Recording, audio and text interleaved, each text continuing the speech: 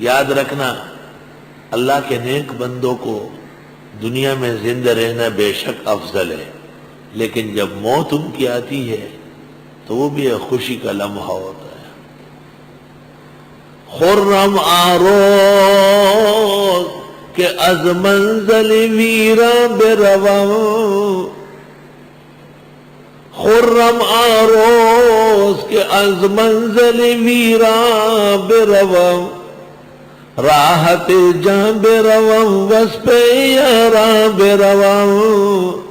حافظ کہتے ہیں خرم آروز کہ از منزل ویران بروم، کیا خوشی کا دن ہوگا جب اس دنیا سنڈاس سے ہم روانہ ہوں گے، راحت جان بروم وسپ یاراں بروم۔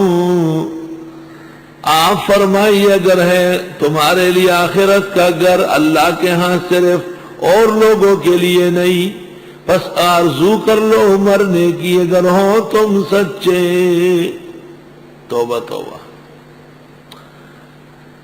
وَلَن يَتَمَنَّوْهُ أَبَدًا بِمَا قَدَّمَتْ أَيْدِيهِمْ،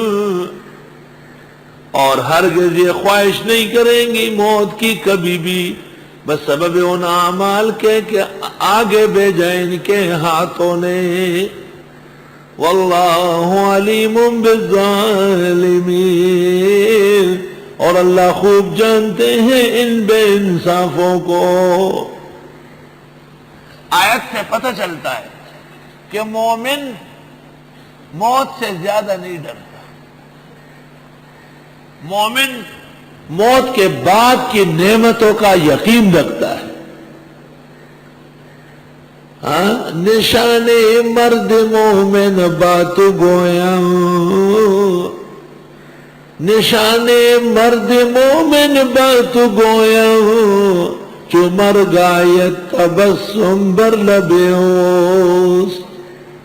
اللہ اللہ، ایک مومن کے مرنے کی، مومن کے ایمان کی نشانی بتاتا ہوں، جب موت آتی ہے اس کا چہرہ تابان و منور خوشیوں سے لبریز ہوتا ہے۔ میں نے اپنی زندگی میں ایک میت ایسی دیکھی جن کا حسن اور جمال مرنے کے بعد زیادہ تھا۔ میں نے مولانا کو دیکھا وقت رخصت احد، وائے وائے وائے، میں نے مولانا کو دیکھا وقت رخصت اے شاعر،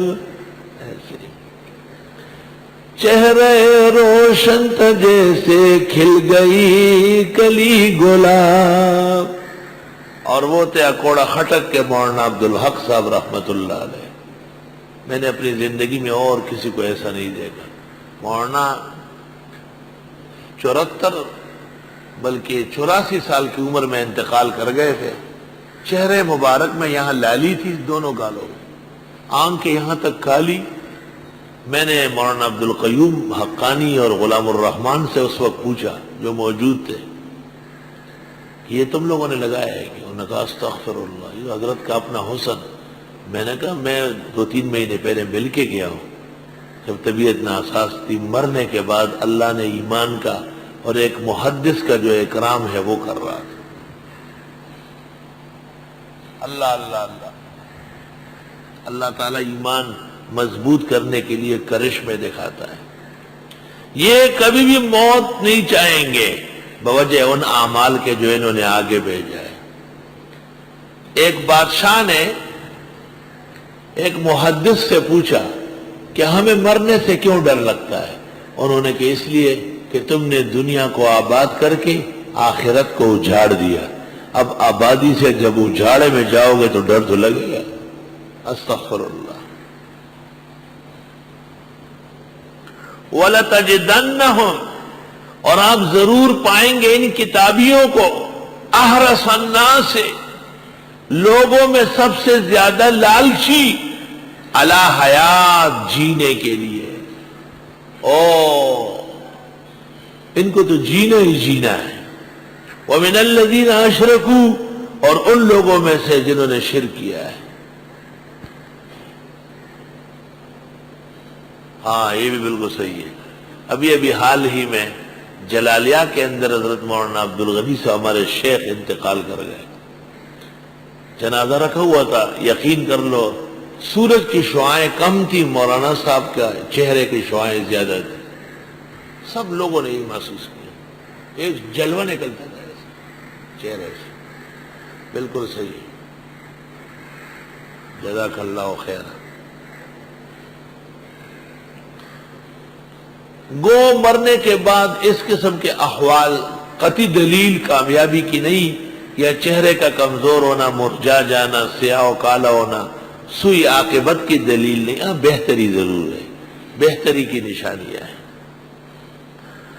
یقیناً پائیں گے آپ لوگوں میں سب سے زیادہ لالچی جینے کے لیے یہ کتابی وَمِنَ الَّذِينَ أَشْرَكُوا، اور ان لوگوں میں سے جو مشرک ہے، يَوَدُّ أَحَدُهُمْ، چاہتا ہے ہر ایک ان میں، لَوْ يُعَمَّرُ أَلْفَ سَنَةٍ، اے کاش کہ اس کو عمر دی جائے 1000 سال۔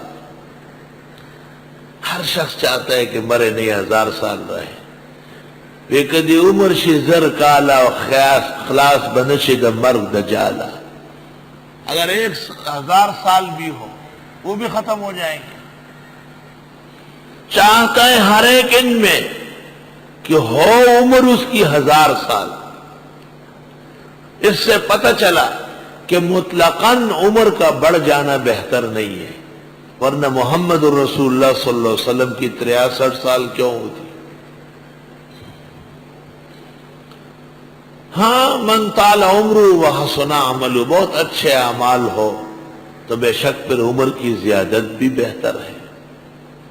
مولانا عزیر گل صاحب 108 سال میں فوت ہوئے، 114 میں۔ مولانا عبداللہ درخواستی کی عمر 108 سال تھی۔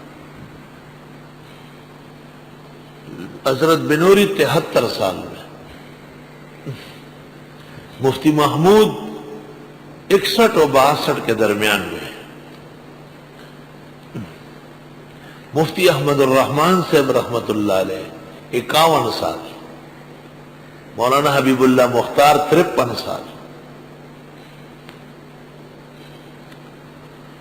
مولانا شمس الحق افغانی 94 سال۔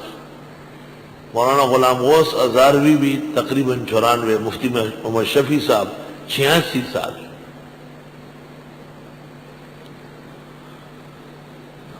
چاہتا ہے ہر ایک ان میں کہ عمر دی جائے اس کو 1000 سال۔